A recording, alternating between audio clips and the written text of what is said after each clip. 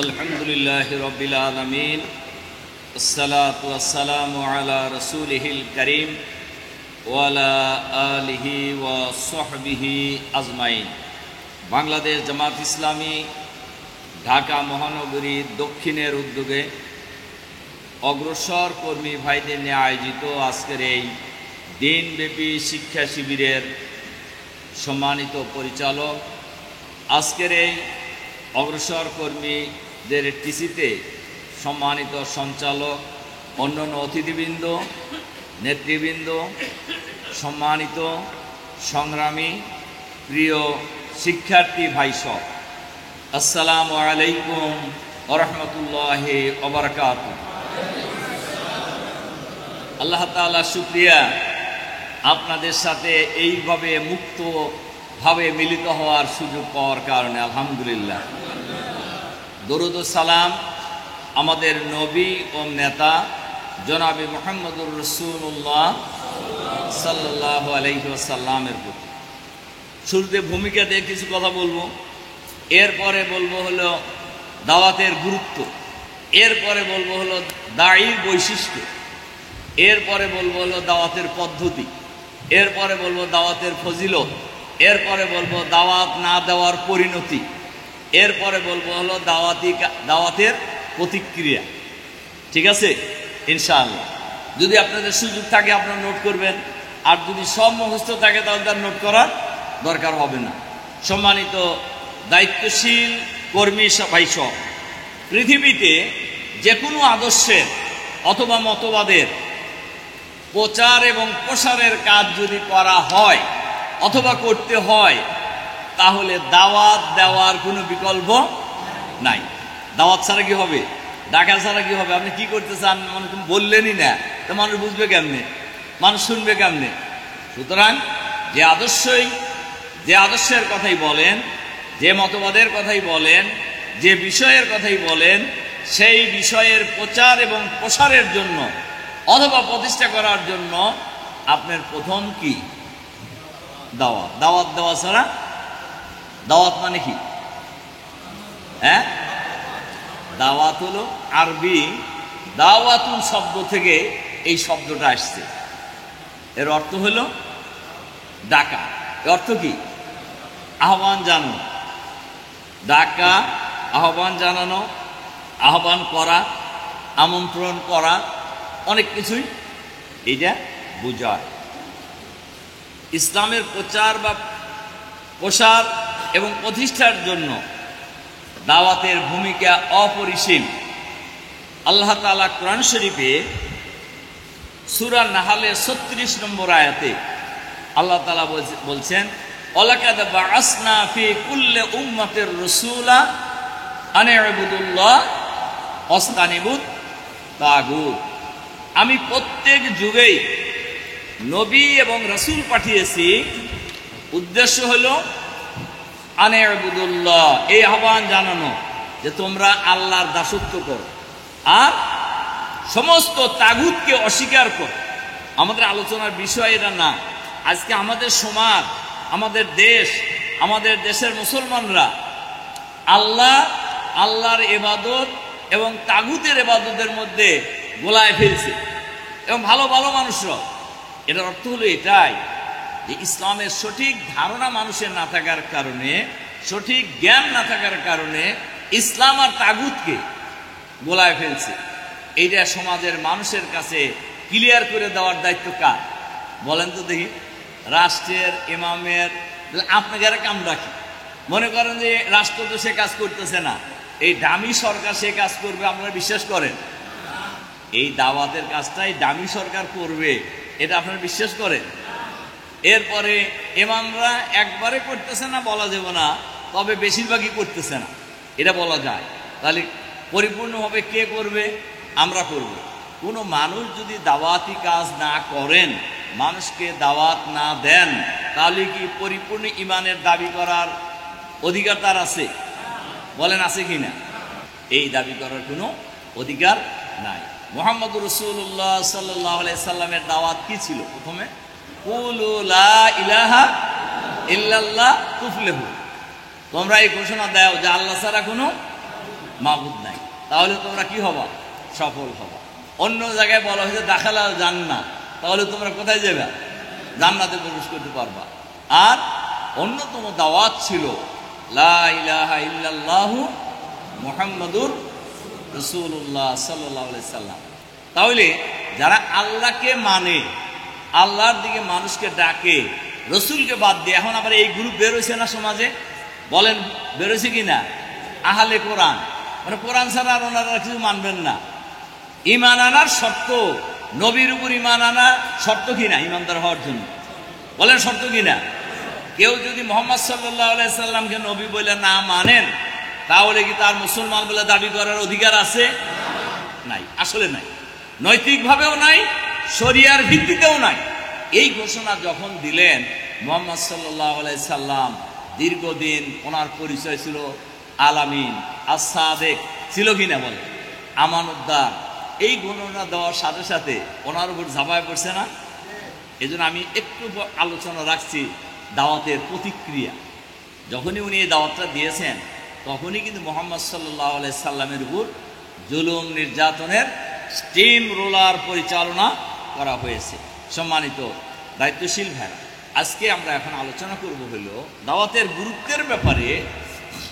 আল্লাহ তাআলা কোরআন শরীফে সূরা আল ইমরানের 110 নম্বর আয়াত, কুনতুম খায়রা উম্মাতিন উখরিজাত লিন-নাস তা'মুরুনা বিল মারুফ ওয়া তানহাউনা আনিল মুনকার ওয়া তু'মিনুনা বিল্লাহ। এই আয়াত কিন্তু আরো আছে, এই আয়াত আরো আছে। আল্লাহ তাআলা ঘোষণা করছেন, তোমরা হলে সর্বোত্তম জাতি, তোমাদের কাজ হলো মানুষের কল্যাণ সাধন করা, সৎ কাজের আদেশ দেওয়া, অসৎ কাজ থেকে বিরত রাখা। তু'মিনুনা বিল্লাহ, আর আল্লাহর উপরে ঈমানকে দৃঢ় করা। আল্লাহর উপরে ঈমানকে কি করা? দৃঢ় করা। সম্মানিত দায়িত্বশীল ভাইসব, এরপরে সূরা আল ইমরানের 114 নম্বর আয়াত, ইউমিনুনা বিল্লাহি ওয়াল ইয়াউমিল আখির ওয়া ইয়ামুরুনা বিল মারুফ ওয়া ইয়ানহাউনা আনিল মুনকার ওয়া ইউসারিউনা ফিল খায়রাত উলাইকা মিনাস সলিহিন। আল্লাহ তাআলা খুব সুন্দর করে বলছেন, আহলে কিতাবদের মধ্যে আল্লাহ ও আখিরাতের প্রতি ঈমান রাখে, সৎ কাজে নির্দেশ দেয়, অসৎ কাজ থেকে বিরত রাখে ও কল্যাণ ও নেকির কাজে তৎপর থাকে, এরাই হলো সলিহিন। সলিহিন মানে কি? সৎ লোক, নেককার লোক। তাহলে একজন যদি সৎ লোক হইতে চায়, তাহলে এই কাজ বাদ দিয়ে কি সৎ লোক হওয়া যাবে? ভালো কাজ ছাড়া সৎ লোক হওয়া যাবে? বলেন, যাওয়ার কোনো সুযোগ নাই। সূরা আল ইমরানে 104 নম্বর আয়াত আল্লাহ তাআলা বলছেন, অলতাকুম মিনকুম উম্মাতুন ইয়াদউনা বিল খায়র ইয়ামুরুনা বিল মারুফ ওয়া ইয়ানহাউনা আনিল মুনকার উলাইকা হুমুল মুফলিহুন। উলাইকা হুমুল মুফলিহুন। তোমাদের মধ্যে অবশ্যই একটা দল থাকা উচিত, যে দলের কাজ হলো মানুষকে সৎ কাজের জন্য আহ্বান জানানো, অসৎ কাজ থেকে মানুষকে বিরত রাখা। আল্লাহ তাআলা বলছেন উলাইকা হুমুল মুফলিহুন, এরাই হলো সফল।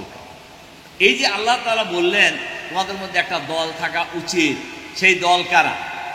সেই দল যদি আমি হই, আমরা হই, তাতে কি অসুবিধা আছে? এই দল হওয়ার সুযোগ পাওয়া, এটা তো নিজেদেরকে প্রাউড ফিল করা উচিত যে আমি এমন একটা দলের সাথে জড়িত, এমন একটা কাজের সাথে জড়িত, যে দল, যে সমাজ, যে প্রতিষ্ঠান মানুষকে আল্লাহর দিকে আহ্বান জানায়, অন্যায় অত্যাচার জুলুম নির্যাতন থেকে মানুষকে হেফাজত করে, বিরত রাখে। আল্লাহ তাদের সম্পর্কে বলছেন যে এরা হলো সফল কাম। এরা কি? সফল কাম। সম্মানিত দায়িত্বশীল ভাই সব, এরপরে হলো সূরা আল মায়েদার 66 নম্বর আয়াত, দাওয়াতি কাজের গুরুত্বের উপরে। ইয়া আইয়ুহার রাসূল বাল্লিগ মা উনজিলা ইলাইক মির রাব্বিক ওয়া ইল্লাম তাফআল মা বাল্লাগতা রিসালাতাহু। এখানে দাওয়াতে কাজের ব্যাপারে এত গুরুত্বের কথা বলা হয়েছে, রসুলকে বলতেছেন আল্লাহ। ভালো করে শোনেন কথাটা, যে ইয়া আইয়ুহার রাসূল বাল্লিগ মা উনজিলা ইলাইক, তোমার উপর মের রব্বিকা, তোমার রবের পক্ষ থেকে তোমার কাছে যা নাজিল করা হয়েছে, এগুলি মানুষের কাছে পৌঁছে দেওয়া হলো তোমার কি দায়িত্ব। ওয়া ইল্লাম তাফআল, এই কাজটা যদি তুমি না করো, মা বাল্লাগতা রিসালাতাহু, তাহলে তুমি নবীর দায়িত্ব পালন করতে, কত কঠিন কথা বলছে, আপনারা চিন্তা করছেন নাকি? যে এই কাজটা যদি সঠিকভাবে বিদায় হজের ভাষণে রাসূল সাল্লাল্লাহু আলাইহি সাল্লাম যত কথা বলছিলেন তার মধ্যে একটা কথা ছিল না? কি কথা ছিল? হে ভাই সকল, আমি কি আমার দায়িত্ব আপনাদের কাছে পৌঁছে দিতে পারছি কিনা? তখন জবাব কি দিছিলেন? তারা কি না কইছিল না হা বলছিল? তাই এখন আমাদের সমাজে লোকেরা যদি জিজ্ঞাসা করা হয়, আপনারা যদি জিজ্ঞাসা করেন আপনার যেখানকার দায়িত্বশীল অথবা যে এলাকায় কাজ করেন সে এলাকায় যদি বলেন যে ভাই আপনাদের কাছে কি আমরা আমাদের দায়িত্ব পৌঁছে দিতে পারছি, দাওয়াত পৌঁছে দিতে পারছি, তখন কি বলবে বলেন তো দেখি? কিন্তু আমাদের দাওয়াতের বাইরে এই দেশে লক্ষ কোটি মানুষ জামাতকে সমর্থন করে না? কিন্তু এটার কৃতিত্ব আমাদের? এটার কৃতিত্ব কি আমাদের? এটা দাবি করার কোনো অধিকার আছে? মোটেই না। কিন্তু রাসূল সাল্লাল্লাহু আলাইহি ওয়াসাল্লামকে আল্লাহ বলছেন, আল্লাহর সবচেয়ে প্রিয় ব্যক্তিকে মুহাম্মদুর রাসূলুল্লাহ, সেই নবীকে আল্লাহ কিছুটা ধমকেশ্বরী বলছেন যে তুমি যদি এই দায়িত্বটা পালন না করতে পারো, যেমন সূরা নাহলে দেখবেন ৪৪ নম্বর আয়াতে আল্লাহ তাআলা বলছেন, ওয়া আনজালনা ইলাইকা যিকরা লিতুবাইয়িনা লিন-নাসি মা নুসিলা ইলাইহি, তোমার কাছে যে কিতাব নাজিল করা হয় তোমার দায়িত্ব হলো যাদের উদ্দেশ্যে এই কিতাব নাজিল করা হয়েছে তাদের কাছে এই কিতাবের ব্যাখ্যা করে শোনানো। কাজেই আমরা যারা এই জিনিসটা বুঝি তাদের দায়িত্বই হলো মানুষের কাছে ইসলামের মহান আদর্শের দাওয়াত সঠিকভাবে উপস্থাপন করা। এরপর আল্লাহ তাআলা বলছেন, আল্লাহু ইয়াসিমুকা মিনান নাস, লোকদের আক্রমণের হাত থেকে, লোকদের কাছ থেকে তোমাকে রক্ষা করার দায়িত্ব কার? আল্লাহ নিজে নিছেন। কাজে এই কাজ যদি করতে যায়, যদি বিপদ আপদ আসে, এই দায়িত্ব কে নিছেন? আল্লাহ তাআলা নিজে নিয়েছেন। সম্মানিত দায়িত্বশীল ভাইরা, এরপরে আপনার সূরা মায়েদার ৯৯ নম্বর আয়াত, মা আলার রাসূলে ইল্লাল বালাগ আল্লাহু ইয়ালামু মা তুবদুনা ওয়া মা তাকতুমুন, রাসূলের উপর কেবলমাত্র দায়িত্ব হলো মানুষের কাছে দাওয়াত পৌঁছে দেওয়া, আর তোমরা যা গোপন করো আর প্রকাশ করো এ সম্পর্কে আল্লাহ খুবই জানেন, অবহিত।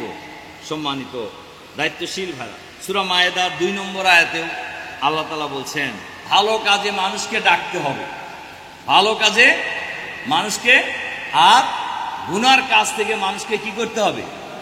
বিরত রাখার চেষ্টা করতে হবে। সম্মানিত দায়িত্বশীল ভাইসব, এরপরে আমরা আলোচনা করব আজকে দায়ীর বৈশিষ্ট্য। দায়ীর বৈশিষ্ট্য কি হওয়া উচিত? ১ নাম্বার হলো দায়ীর বৈশিষ্ট্য হওয়া উচিত, দায়ী সবসময় খুব উদার মনের অধিকারী হবে।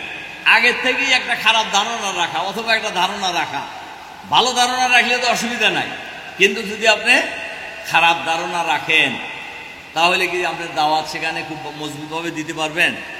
আর দাওয়াতের উপর কিন্তু নৈতিক একটা আসর আছে, নৈতিক একটা প্রভাব আছে, এইটা রাখার জন্য আমরা সবাই চেষ্টা করব ইনশাআল্লাহ। সম্মানিত দায়িত্বশীল ভাইসব, সুতরাং যারা আমরা এই কাজে নিয়োজিত আছি, আমরা সব সময় উদার নীতি অবলম্বন করার জন্য আমরা চেষ্টা করব ইনশাআল্লাহ।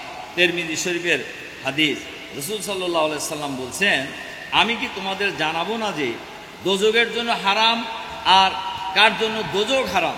কে দোজখের জন্য হারাম আর কার জন্য দোজখ হারাম? সাহাবায়ে কেরাম বলছেন, ইয়া রাসূলুল্লাহ, হ্যাঁ অবশ্যই আমাদেরকে জানাবেন। রাসূল সাল্লাল্লাহু আলাইহি সাল্লাম বলছেন, প্রত্যেক উদার, অমায়িক ও নমনীয় ব্যক্তির জন্য। সুবহানাল্লাহ বললেন না? যে প্রত্যেক উদার, অমায়িক এবং কি নমনীয় ব্যক্তির জন্য আল্লাহ তাআলা দোজখের আগুন কি করছেন? হারাম করে দিয়েছেন ওই ব্যক্তির জন্য। সুবহানাল্লাহ। সম্মানিত দায়িত্বশীল ভাইরা, এরপরে ২ নম্বর বৈশিষ্ট্য হলো দায়ী যারা, তারা সবসময় মানুষকে সমান নীতি অবলম্বন করবেন। রাসূল সাল্লাল্লাহু আলাইহি সাল্লাম একটা হাদিস, দুনিয়া ও আখিরাতের শ্রেষ্ঠ সম্পদগুলি আমি কি তোমাদেরকে বলবো না? সেই সম্পদটা কি দেখেন, যে তোমাদের সাথে সম্পর্ক ছেদ করে তুমি তাদের সাথে সম্পর্ক স্থাপন করো। একজন তোমাকে গাল দিতেছে, তুমি তাকে কি করো? মাফ করে দাও। একজন তোমার সাথে খারাপ ব্যবহার করতেছে, তুমি তার সাথে কি করো? উত্তম ব্যবহার করো। একজন লোক তোমার সাথে সম্পর্ক ছেদ করতে, তুমি তাকে সম্পর্ক জুড়ে দাও। এরপরে রাসূল সাল্লাল্লাহু আলাইহি ওয়াসাল্লাম বলছেন যে তোমাকে বঞ্চিত করে তুমি তাকে দান করো, যে তোমার উপর জুলুম করে তুমি তাকে ক্ষমা করে দাও। এটা হলো দায়ীর অন্যতম বৈশিষ্ট্য। 3 হলো একজন দায়ী সবসময় মানুষের জন্য কল্যাণকামী হবে এবং সবচাইতে মানুষের বড় হিতাকাঙ্ক্ষী হবে। কোরআন শরীফে সূরা তাওবার 128 নম্বর আয়াতে আল্লাহ তাআলা বলছেন, দেখেন, লাকাদ জাআকুম রাসূলুম মিন আনফুসিকুম আজিজুন আলাইহি মা আনিতুম হারিসুন আলাইকুম বিল মুমিনিনা রাউফুর রহিম। এই আয়াত আপনাদের সবার মুখস্থ আছে। আল্লাহ তাআলা বলছেন যে তোমাদের কাছে, তোমাদের মধ্য থেকেই একজন রাসূল এসেছে, যিনি তোমাদের জন্য কোনো মন্দ এবং কষ্ট কোনোভাবেই সহ্য করতে পারেন না। তিনি তোমাদের একান্ত কি কল্যাণকামী, রউফুর রহিম, তোমাদের প্রতি খুবই উনি সহিষ্ণু। সম্মানিত দায়িত্বশীল ভাই, কোরআন শরীফে সূরা আরাফের 62 নম্বর আয়াতে আল্লাহ তাআলা বলছেন, উবাল্লিগুকুম রিসালাতি রাব্বি ওয়া আনসাহু লাকুম ওয়া আলামু মিনাল্লাহি মা লা তা'লামুন। তোমাদের কাছে আমার রবের বাণী পৌঁছে দিচ্ছি, আমি তোমাদের কল্যাণকামী বন্ধু। আল্লাহর পক্ষ থেকে আমি এমন কিছু জানি যা তোমরা জানো না। এরপরে সূরা আরাফের 66 এবং 67 নম্বর আয়াত, এরপরে সূরা আনআম 36 নম্বর আয়াত এই পয়েন্টটার সাথে রেফারেন্স। এরপরে 4 নম্বর পয়েন্ট, দায়ীকে সবসময় প্রচার বিমুখ হওয়ার জন্য চেষ্টা করা। রাসূল সাল্লাল্লাহু আলাইহি সাল্লাম, মুসলিম শরীফের একটা হাদিস, রাসূল সাল্লাল্লাহু আলাইহি সাল্লাম বলছেন, আল্লাহ মুত্তাকি, প্রশস্ত অন্তরের অধিকারী ও প্রচার বিমুখ বান্দাদেরকে সবচেয়ে বেশি ভালোবাসেন। আবার শোনেন কথাটা, আল্লাহ তাআলা মুত্তাকি, প্রশস্ত অন্তরের অধিকারী ও প্রচার বিমুখ বান্দাদেরকে খুবই ভালোবাসেন। দায়ীর বৈশিষ্ট্য হইতে হবে রহম দিল। আপনি যাদেরকে দাওয়াত দিবেন তাদের প্রতি কি হবে? আপনি হবেন হলো রহম দিল। রহম দিলের ব্যাপারে রাসূল সাল্লাল্লাহু আলাইহি সাল্লাম দেখবেন কোরআন শরীফে সূরা আল ইমরানের 159 নম্বর আয়াত, এত আপনাদের সবারই মুখস্থ থাকা কথা, ফাবিমা রাহমাতিম মিনাল্লাহি লিনতা লাহুম ওয়ালাউ কুনতা ফাদ্দান গালিজাল কল লানফাদ্দু মিন হাওলিক ফা'ফু আনহুম ওয়াস্তাগফির লাহুম ওয়াশাবিরহুম ফিল আম ফাইজা আযামতা ফাতাওয়াক্কাল আলাল্লাহ। এরপর রাসূল সাল্লাল্লাহু আলাইহি ওয়াসাল্লামের একটা হাদিসে ব্যাপার, রাসূল সাল্লাল্লাহু আলাইহি ওয়াসাল্লামের হাদিস, আয়েশা রাদিয়াল্লাহু তাআলা আনহা থেকে হাদিসটা বর্ণিত, আল্লাহ নিজে কোমল, তিনি কোমলতা ভালোবাসেন, তিনি কোমলতা দ্বারা ওই জিনিস দান করেন যে কঠোরতা দ্বারা তা দান করেন না, তথা কোমলতা ছাড়া অন্য কিছুই দেন না।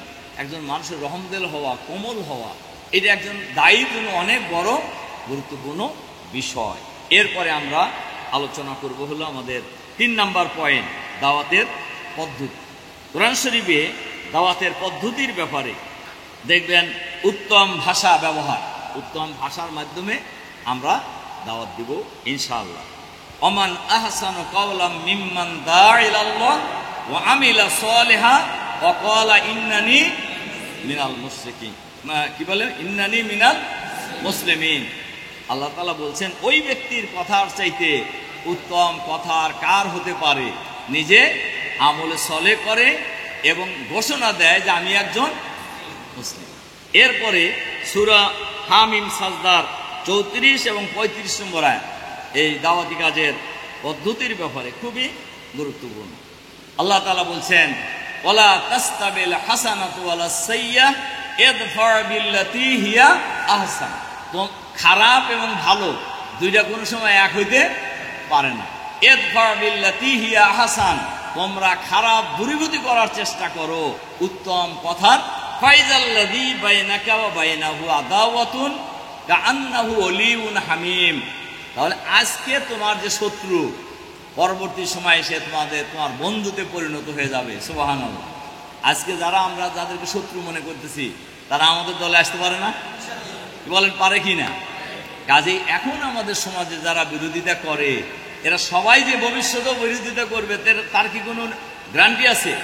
তারা আমাদের সাথে আসতে পারে না?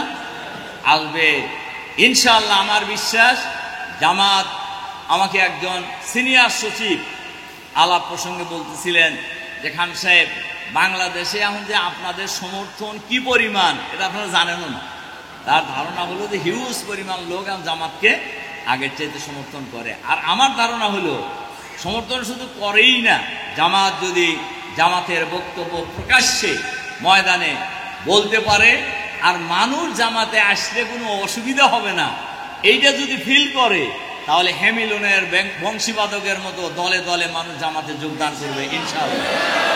এবং সেই দিকেই দেশ কিন্তু যাচ্ছে, সেদিকে যাচ্ছে না? তাহলে ফাইজাল্লাযী বাইনাকা ওয়া বাইনাহু আদাওয়াতুন কাআন্নাহু ওয়ালিয়ুন হামীম। আজকে যারা তোমাদের চরম শত্রু, আগামী দিনে তারা তোমাদের পরম বন্ধুতে পরিণত হবে।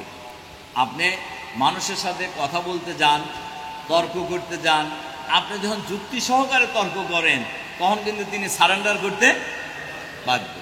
কি কথা ঠিক কিনা?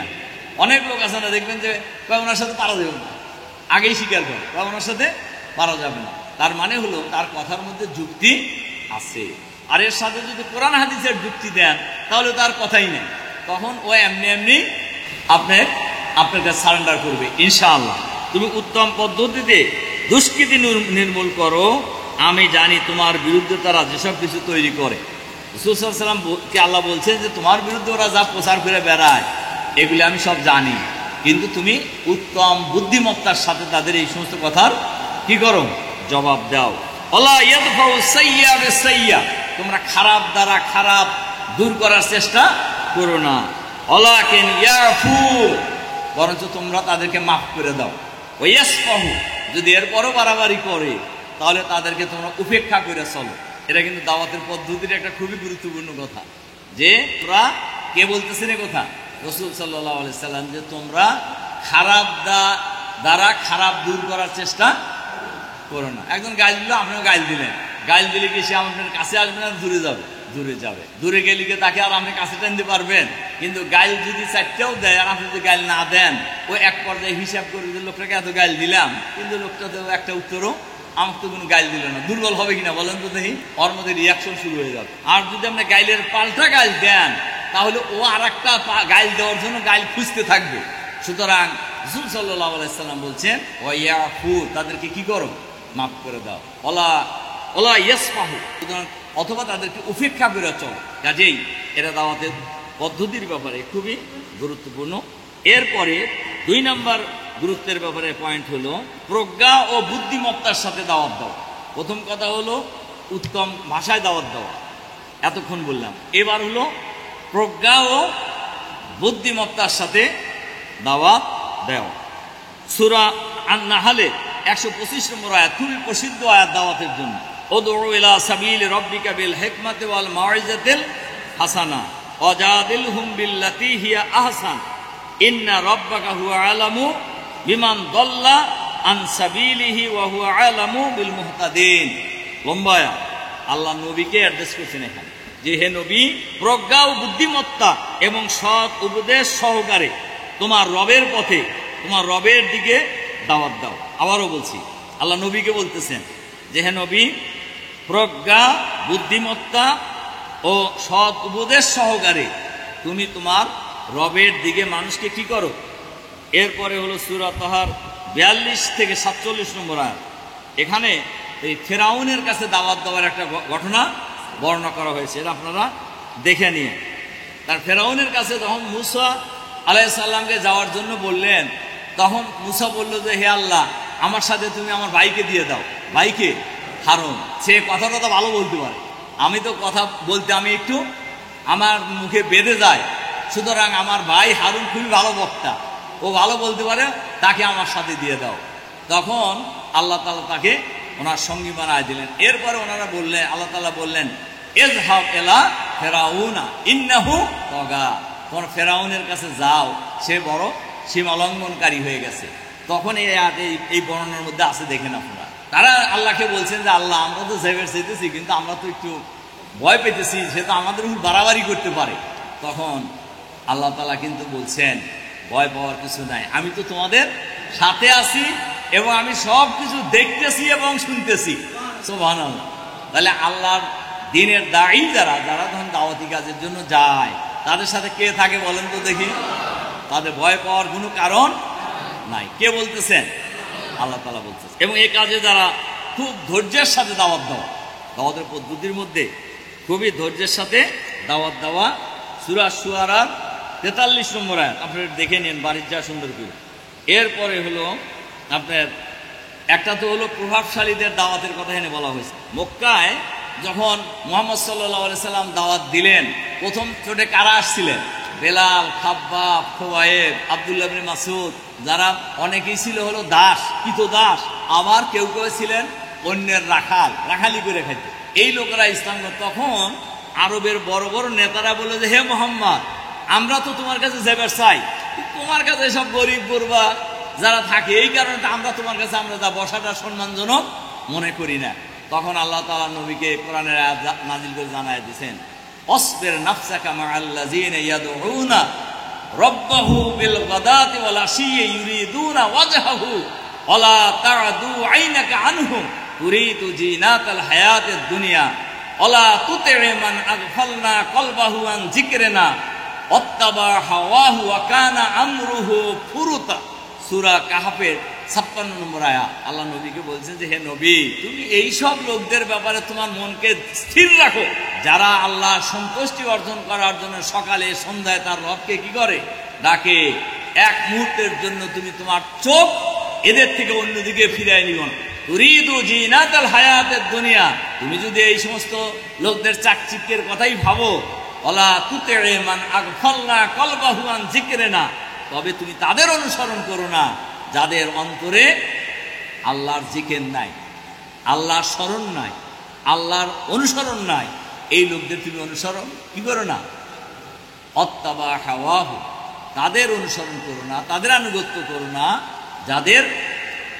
যারা নিজেদের খেয়াল খুশি অনুযায়ী নফসের দাসত্ব করে কাজ করে। ওয়াকানা আমরুহু ফুরুতা, আর এই সমস্ত লোকদের সব কর্মকাণ্ড হলো সীমা লঙ্ঘনমূলক। কাজেই এই লোকদের নিয়ে তুমি এত চিন্তা করো না।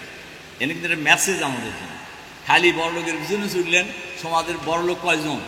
বেশি লোক বড় লোক না, গরিব মানুষ বেশি। আর নবীর সময় সকল নবীর সময় সাধারণ লোকেরাই আগে আসছে। ইসলাম এবং নবীর দলের লোক যখন বেরিয়ে গেছে, বিজয়ের কাছাকাছি গেছে, তখন বড় লোকরা আসছে আন্দোলন, এক্সেপশনাল ছাড়া। যেমন ওমর রাদিয়াল্লাহু তাআলা আনহু খুব কঠিন সময় ইসলাম গ্রহণ করছে, এবং আল্লাহ রসুল সাল্লাল্লাহু আলাইহি সাল্লাম জুলুম অত্যাচারের কারণে অতিষ্ঠ হয়ে আল্লাহর কাছে দোয়া করছিলেন যে, হে আল্লাহ, তুমি এই দুইজনের একজনকে আমার সাথী বানায় দাও। একজন হলো আবু জেহেল, আর একজন হলো ওমর।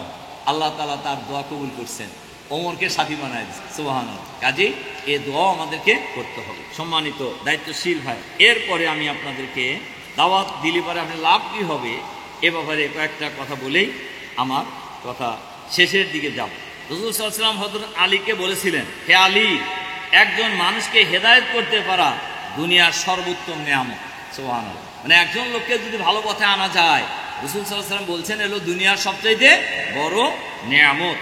মান দাল্লা আলা খাইরিন ফালাহু মিসলা আজরি ফাইলিহি, যে ব্যক্তি কোনো কল্যাণের পথ দেখায়, তদ অনুযায়ী যে কাজ হবে তার সব সেও পাবে। সুবহানাল্লাহ। মানে একজনকে ভালো কাজের জন্য ডাকলেন, আর সে ভালো কাজ করলো, তাহলে উনি যে সওয়াব পাবে, যার কথার কারণে সে ভালো কাজ করলো, তিনিও সেই সওয়াব। আর অন্য হাদিসে আছে, এর জন্য প্রথম ব্যক্তির সওয়াবের কোনো কমতি করা হবে না। এরপরে আমরা আলোচনা করব দাওয়াত না দেওয়ার পরিণতি। লিখে রাখেন, সূরা হুদ 57 নম্বর আয়াত। দাওয়াত যদি আপনি না দেন সমাজে, তাহলে পরিণতিটা কি হবে? ওয়াইন তাওয়াল্লাউ ফাকাদ আবলাগতুকুম মা উরসিলতু বিহি ইলাইকুম ইয়াস্তাখলিফু রাব্বি কওমান গায়রাকুম আলা তাদুরুহু শাইআ। খুব কঠিন কথা কয়ে দিছে। যদি তোমরা মুখ ফিরে নিতে চাও, তাহলে ফিরিয়ে নিতে নাও, কিন্তু যে পয়গাম নিয়ে আমাকে তোমাদের কাছে পাঠানো হয়েছিল তা আমি তোমাদের কাছে পৌঁছে দিয়েছি। এখন আমার রব তোমাদের জায়গায় অন্য জাতিকে বসাবেন, এবং তোমরা তা কোনোই ক্ষতি করতে, মানে এই দাওয়াতের কাজ যদি মুসলমানরা না করে, আল্লাহ অন্য কাউকে দিয়ে কাজটা করাবেন। দিনের কাজ, দাওয়াতের কাজ বসে থাকবে না। সম্মানিত দায়িত্বশীল ভাইরা, এরপরে আমরা সবশেষে যে আলোচনাটা করতে চেয়েছিলাম, যে দাওয়াতি কাজের প্রতিক্রিয়া। দাওয়াতি কাজ আপনি যখনই করতে যাবেন, এটার প্রতিক্রিয়া একটা আছে কিনা দেখবেন সূরা কাহাফে আল্লাহ তাআলা বলছেন ওমা নুরসালুল মুরসালিনা ইল্লা মুবাশশিরিনা ওয়া মুনজিরিন ওয়া ইউজাদিলুল লাযিনা কাফারু বিল বাতিলি লিইউদহিদু বিহিল হাক্কা। আমি যুগে যুগে নবী রাসূলদেরকে পাঠিয়েছি শুধুমাত্র জান্নাতের সুসংবাদ দেওয়ার জন্য, জাহান্নামের ভয় প্রদর্শন করার জন্য। ওয়া ইউজাদিলুল লাযিনা কাফারু বিল বাতিলি, কিন্তু যারা কুফরের নীতি অবলম্বন করছে বা করবে তারা তোমার এই দাওয়াতকে বিতর্কিত করার জন্য তারা ঝগড়া বিবাদে লিপ্ত হয়েছে। উদ্দেশ্য হলো হককে নিশ্চিহ্ন করে দেওয়া। উদ্দেশ্য কি? এর সাথে একটু আপনি চমৎকার করে বলছেন সূরা আল মুমিনে 4 এবং 5 নম্বর আয়াত আপনি লিখে রাখেন সম্মানিত দায়িত্বশীল ভাই সব। এরপরে আল্লাহ তাআলা প্রতিক্রিয়ার সর্বশেষ কথা বলেই আমার কথা শেষ করে দিতে চাচ্ছি। সূরা মরিয়মে 97 এবং 98 নম্বর আয়াত, ফাইন্নামা ইয়াসসারনাহু বিলিসানিকা লিতুবাশশিরা বিহিল মুত্তাকিন ওয়া তানজির বিহি কাওমাল লুদ্দা ওয়া কাম আহলাকনা ক্বাবলাহুম মিন কারনিন হাল তুহিসসু মিনহুম মিন আহাদিন আও তাসমাউ লাহুম রিকজা। খুব কঠিন কথা বলে দিয়েছেন আল্লাহ তাআলা। হে মুহাম্মদ, এ বাণী আমি তোমার কাছে সহজ ভাষায় এজন্যই নাজিল করেছি যে তুমি এর দ্বারা মুত্তাকিদের সুসংবাদ দিতে পারো, আর যারা অস্বীকারী এদেরকে তুমি কি করবা? ভয় প্রদর্শন করতে পারো। আজ কি তুমি এরপরে অকাম আহলাকনা ক্বাবলাহুম মিন কারন, আল্লাহ তাআলা বলছেন যে এর পূর্বে আমি বহু জাতিকে ধ্বংস করে দিছি। হাল তুহিসসু মিনহুম, অন্য আয়াতে আছে যে তারা এত শক্তিশালী ছিল সে তুলনায় তোমরা যা শক্তিশালী তার চেয়ে অনেক, কিন্তু আমি তাদেরকে এমনভাবে ধ্বংস করছি যে তাদের আর চিহ্ন কেউ খুঁজা। এখানে আল্লাহ তাআলা বলছেন হাল তুহিসসু মিনহুম মিন আহাদিন, তুমি তাদের নাম নিশানাও আজকে পাও না। তারা এত শক্তিশালী ছিল, বাড়াবাড়ি করছিল, তাদের নাম নিশানা তুমি আর আজকে কোথাও খুঁজা। শুধু তাই না, আও তাসমাউ লাহুম রিকজা, আর তুমি শুধু নাম নিশানা না, এই সমস্ত বাহাদুরদের একটা ক্ষীণ আওয়াজও তুমি আর শুনতে পাও না। খুব কঠিন কথা কিন্তু আল্লাহ তাআলা বলে দিয়েছেন। সুতরাং সম্মানিত দায়িত্বশীল ভাইরা, আমরা যারা ঢাকা মহানগরীতে দাঈল আলার কাজ করি, দিনকে বিজয়ী করার কাজ করি, তাদের সকলের জন্যই এই দাওয়াত দাওয়াত দাওয়াত এটা খুবই গুরুত্বপূর্ণ। এবং আমরা এই মহানগরীকে আগামী দিনে ইসলামের মহানগরী বানানোর জন্য, জামাতের মহানগরী বানানোর জন্য যার যার জায়গা থেকে আমরা দাওয়াতি কাজ অব্যাহত রাখবো ইনশাআল্লাহ। আল্লাহ তাআলা আমাদেরকে তার দিনের দাওয়াত সঠিকভাবে মানুষের কাছে উপস্থাপন করার তৌফিক দান করুন, আমিন। আন্তরিক সালাম এবং মোবারকবাদ জানিয়ে আপনাদের পরিবার পরিজনের প্রতিও সালাম এবং মঙ্গল এবং শান্তি কামনা করে আমার শেষ করছি। আল্লাহ হাফেজ। আসসালামু আলাইকুম ওয়া রাহমাতুল্লাহ।